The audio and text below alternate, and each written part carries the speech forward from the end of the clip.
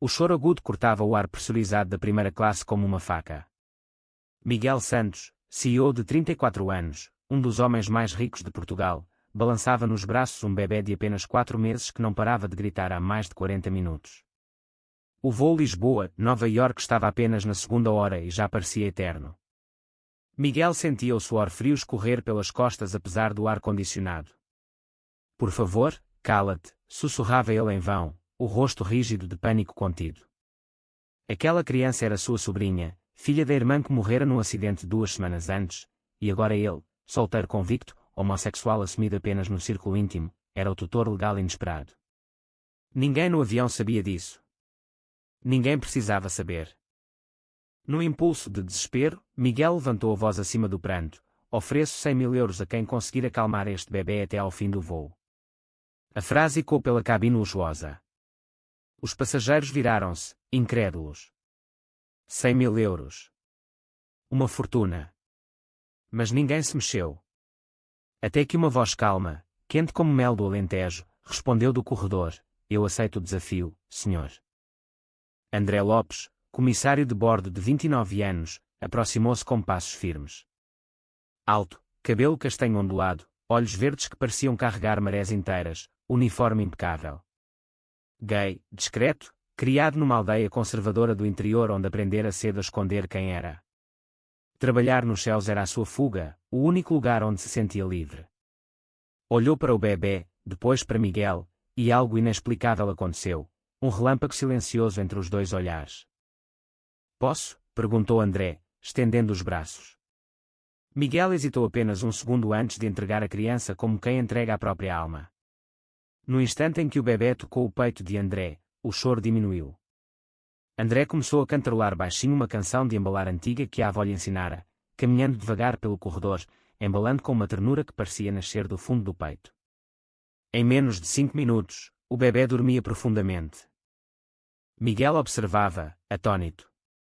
Nunca ninguém o deixara tão vulnerável diante de estranhos. Sentia-se nu. Como fez isso? Murmurou quando André regressou com a criança adormecida.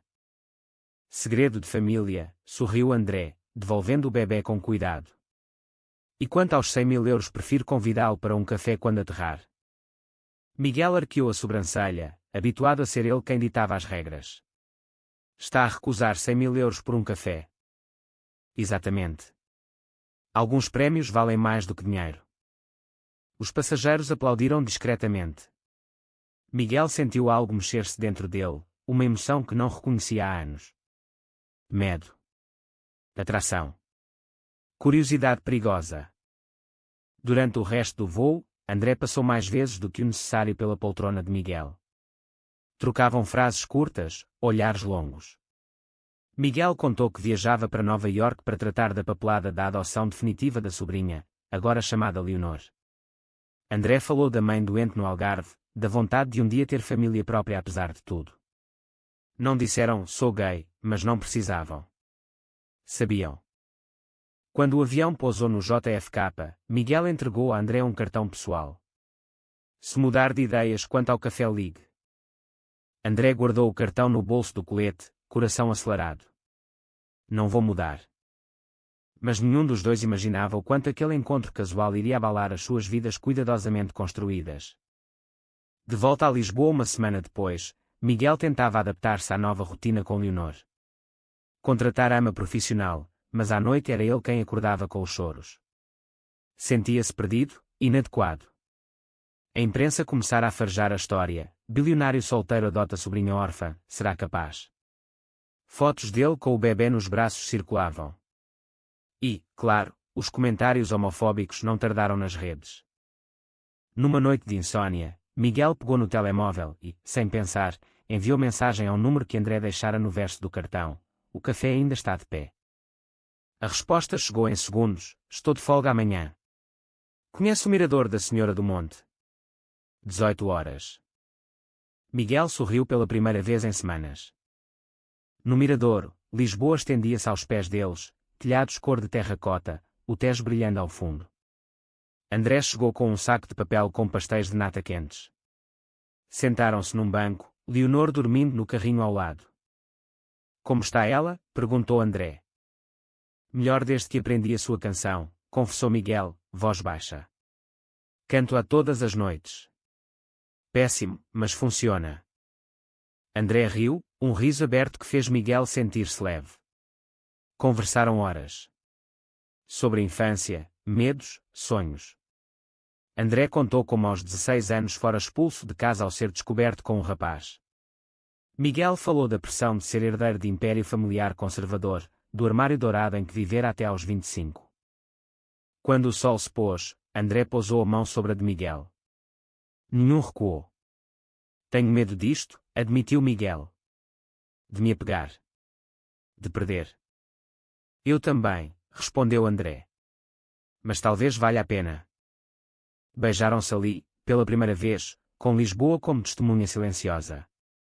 Um beijo tímido, cheio de promessas. Mas o mundo não tardaria a intrometer-se. As semanas seguintes foram um sonho delicado. Miguel e André encontravam-se sempre que a escala de André permitia. Jantares discretos no bairro Alto, passeios de madrugada pela Alfama, noites em que André ficava no apartamento de Miguel na Lapa cuidando de Leonor para que Miguel pudesse dormir algumas horas seguidas. Leonor começara a sorrir quando ouvia a voz de André. Miguel sentia o peito apertar de uma felicidade que julgara impossível. Mas segredos pesam. Uma noite, após fazerem amor com a ternura de quem ainda teme quebrar o outro, André, deitado no peito de Miguel, perguntou baixinho: quando vais contar à tua família sobre nós? Miguel ficou rígido. Ainda não é o momento. Já passaram 2 meses, Miguel. A tua mãe liga todos os dias perguntando quando vais apresentar uma namorada séria para ajudar com a Leonor. Ela não está preparada. E tu? Estás preparado para viver escondido para sempre? A discussão foi a primeira. Vozes baixas para não acordar Leonor, mas palavras cortantes. André saiu do apartamento de madrugada, olhos marejados. No dia seguinte, Miguel recebeu chamada da mãe, de Helena Santos, matriarca de 68 anos, católica devota, viúva há 10 anos. Quero conhecer a criança. E quero conhecer a mulher que te está ajudando. A imprensa fala de uma ama, mas eu sei que é mais. Miguel mentiu. Disse que estava tudo sob controlo. Na mesma semana, uma revista cor-de-rosa publicou fotos desfocadas de Miguel e André de mãos dadas no Miradouro. Título: O bilionário gay e o comissário misterioso, romance nos céus. Os comentários online explodiram. Ações da empresa familiar caíram 3% em um dia. O conselho de administração marcou reunião urgente. Miguel entrou em pânico. Ligou a André: precisamos de parar de nos ver por uns tempos. Do outro lado, silêncio. Depois, parar. Ou esconder-me de vez. É temporário. Só até acalmar. Não sou temporário, Miguel. Sou pessoa. A chamada terminou. André bloqueou. Miguel afundou-se. Bebia sozinho à noite, olhando Leonor dormir, sentindo-se o pior homem do mundo. Como podia amar alguém e ao mesmo tempo ter tanto medo de assumir esse amor? André, por sua vez, aceitou todas as escalas longas disponíveis. Voos para Tóquio, Sydney, Joanesburgo. Quanto mais longe, melhor. Chorava no banheiro dos hotéis, odiando-se por se ter apaixonado por alguém que afinal escolhera o armário. Leonor, com quase 7 meses, começou a chorar mais. Parecia sentir a ausência. Um mês de separação absoluta. Até que, num voo de regresso de São Paulo, André viu no jornal de bordo: crise na Santos Holding, acionista maioritário Miguel Santos enfrenta ultimato familiar, renuncia à orientação sexual ou perca controle da empresa. André sentiu o coração parar. Na mesma noite, em Lisboa, Miguel enfrentava a mãe e o tio no salão da casa antiga em Sintra. Escolhe, Miguel, disse-lhe Helena, voz gélida. A empresa ou essa aberração? Miguel olhou para a fotografia da irmã morta na lareira. Pensou em Leonor dormindo no quarto ao lado. Pensou em André cantando baixinho. Não escolho, respondeu, voz firme pela primeira vez. Sou gay. Sempre fui. E amo um homem chamado André Lopes. Se isso custar a empresa, que custe. Saiu de casa sob chuva torrencial, coração aos saltos. Dirigiu até ao pequeno apartamento de André em Alvalade. Bateu à porta às 3 da manhã, encharcado. André abriu, olhos vermelhos de quem também não dormia. Perdi tudo, disse Miguel, voz quebrada. Mas não te perco a ti. Nunca mais. André puxou-o para dentro, beijando-o com desespero acumulado. A notícia correu o país. Miguel Santos saíra do armário publicamente numa conferência de imprensa improvisada à porta da sede. Admitiu o relacionamento com André, apresentou Leonor como filha adotiva, e anunciou que venderia parte das ações para criar uma fundação de apoio a jovens LGBT rejeitados pelas famílias. A reação foi bipolar. Metade aplaudiu a coragem. A outra metade cuspiu veneno. A mãe cortou relações. Amigos de infância desapareceram. Mas surgiram novos, jovens que escreviam cartas de agradecimento, pais que pediam conselho. André, assustado com a exposição súbita, debateu-se. Não sei se aguento ser o namorado do bilionário na capa das revistas. Miguel ajoelhou-se no meio da sala. Então casa comigo. Sê meu marido, não namorado de revista. Vamos construir algo nosso. André chorou. Aceitou. Prepararam o casamento civil discreto, apenas amigos próximos e Leonor como dama de honor mirim. Mas o destino reserva sempre uma curva. 2 semanas antes da data marcada, André recebeu uma chamada da aldeia natal. A mãe sofrera AVC. Corrida ao hospital de Beja. Miguel acompanhou-o. Pela primeira vez, André apresentou Miguel como o meu noivo à mãe semiconsciente. A idosa apertou a mão dos dois, lágrimas nos olhos. Morreu nessa noite, deixando a André uma carta antiga: perdoa-me, filho. Tarde demais, mas amo-te como és. O funeral foi pequeno. Miguel segurou André enquanto ele se despedia da mãe que finalmente o aceitara no último suspiro. De volta a Lisboa, mais fortes, decidiram adotar Leonor oficialmente como casal.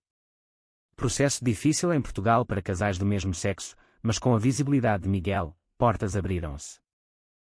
Até que uma bomba explodiu. Uma ex-namorada de fachada de Miguel, contratada há anos antes para eventos sociais, vendeu história à imprensa. Miguel pagou-me para fingir ser namorada. Ele é frio, calculista, usa pessoas. Incluía mensagens antigas. As redes enlouqueceram. André é só mais uma vítima. Vai abandonar o comissário quando se cansar. André leu tudo no aeroporto, antes de embarcar. Sentiu o chão sumir. As inseguranças antigas voltaram como tsunami. Quando Miguel chegou a casa essa noite, encontrou André com mala feita. Vais mesmo acreditar nisso? Perguntou Miguel, voz tremendo. Não sei mais no que acreditar, respondeu André, olhos vazios. Talvez tenhas o hábito de comprar pessoas. Eu comprei silêncio, nunca amor. Tu sabes. Sei. Ou quero acreditar porque te amo demais. André saiu. Desta vez, pediu transferência permanente para base no Brasil. Miguel caiu de joelhos no hall vazio, Leonor chorando no berço. 6 meses de inferno. Miguel mergulhou no trabalho da fundação, cuidava de Leonor com a ajuda de Ama, mas à noite o apartamento era um túmulo. Perdera peso, olheiras profundas. Recusava entrevistas. Tornara-se fantasma de si mesmo. André, no Rio, tentava reconstruir-se. Novos amigos, voos longos, festas. Mas nada preenchia o vazio. Sonhava com Miguel todas as noites. Leonor crescia nas fotos que Ama enviava por pedido de Miguel, fotos que André não conseguia apagar. Numa noite de carnaval, bêbado numa praia de Copacabana, André ligou. Tenho saudades tuas, soluçou.